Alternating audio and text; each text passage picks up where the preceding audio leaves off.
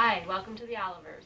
We're reading The Night Before Christmas, and each year we'll read part of the story so that you can watch our family grow when the story is finished. Millie, sit up so everybody sees you. Oh, God bless you.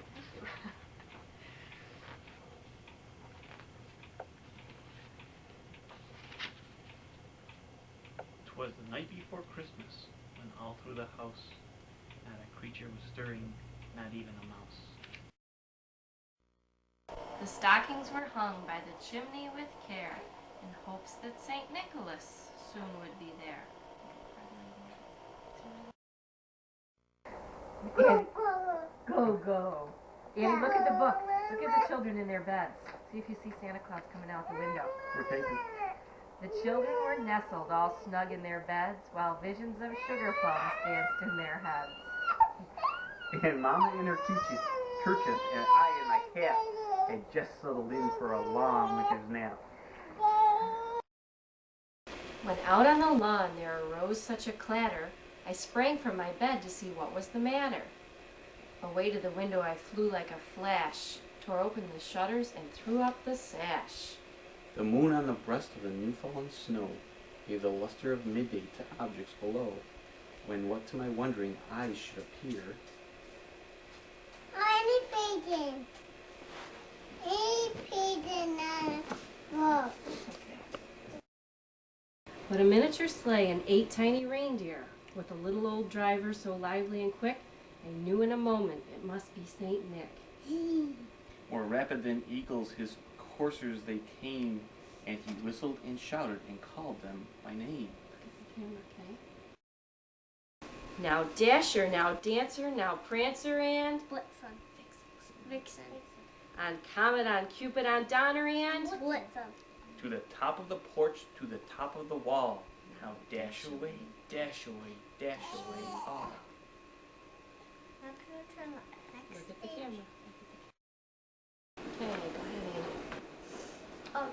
As the dry leaves that before the wild hurricane fly, when they meet with an obstacle mount to the sky. So up to the housetop the coursers they flew, with a sleigh full of toys and St. Nicholas too. And then in a twinkling I heard on the roof the prancing and pawing of each little hoof.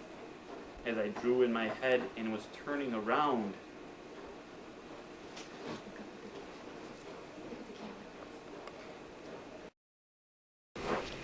Down the chimney, St. Nicholas came with a bound.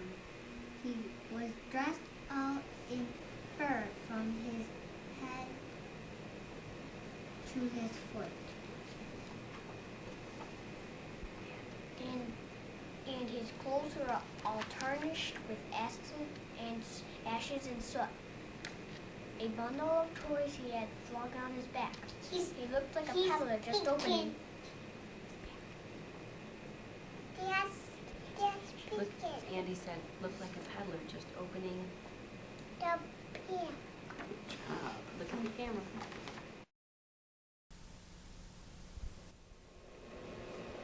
His eyes, how they twinkled. His dimples, how merry. His cheeks were like roses. His nose like a cherry. His droll little mouth was drawn up like a bow, and the beard on his chin was as white as the snow.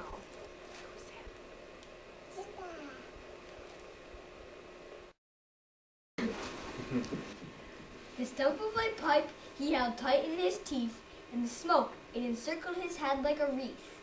He had a broad face and a little round belly that shook when he laughed like a bowl full of jelly.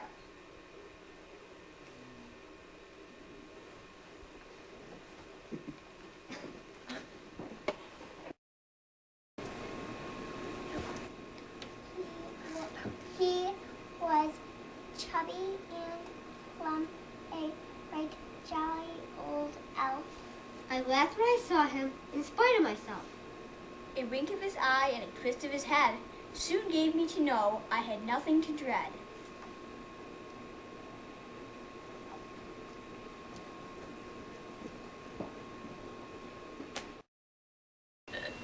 He spoke not a word, but went straight to his work. and filled those stockings, then turned with a jerk.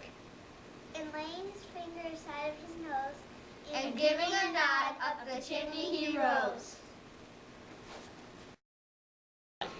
he sprang to his sleigh, to his team gave a whistle. And always they, and away they all flew like the down of a fifth of a thistle. Okay, Andy. But I heard him exclaim ere he drove out of sight. Happy Christmas to all, and to all a good night. Last year we finished The Night Before Christmas, and this year we're starting a new book called The Polar Express. On Christmas Eve, many years ago, I lay quietly in my bed. I did not rustle the sheets. I breathed slowly and silently. I was listening for a sound. The sound a friend had told me I'd never hear. The ringing bells of Santa's sleigh. There's no Santa, my friend had insisted, but I knew he was wrong. Late that night, I did hear sounds, though not the ringing of bells. From outside came the sounds of hissing steam and squeaking metal. I looked through my window and saw a train standing perfectly still in front of my house.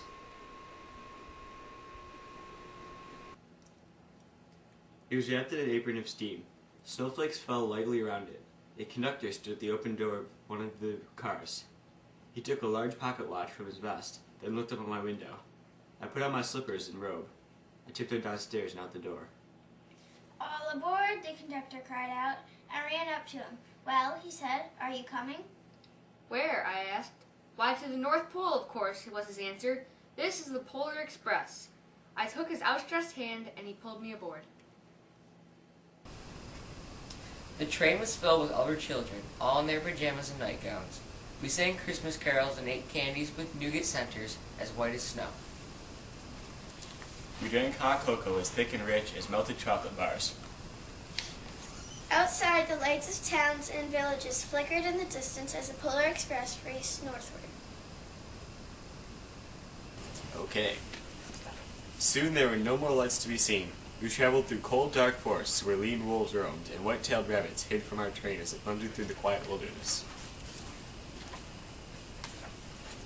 We climbed mountains so high it seemed as if would scrape the moon, but the Polar Express never slowed down. Faster and faster we ran along, rolling over peaks and through valleys like a car on a roller coaster. The mountains turned into hills, the hills to snow-covered plains. We crossed a barren desert of ice, the great polar ice cap. Lights appeared in the distance. They looked like lights of strange ocean liners sailing on a frozen sea. There, said the conductor, is the North Pole.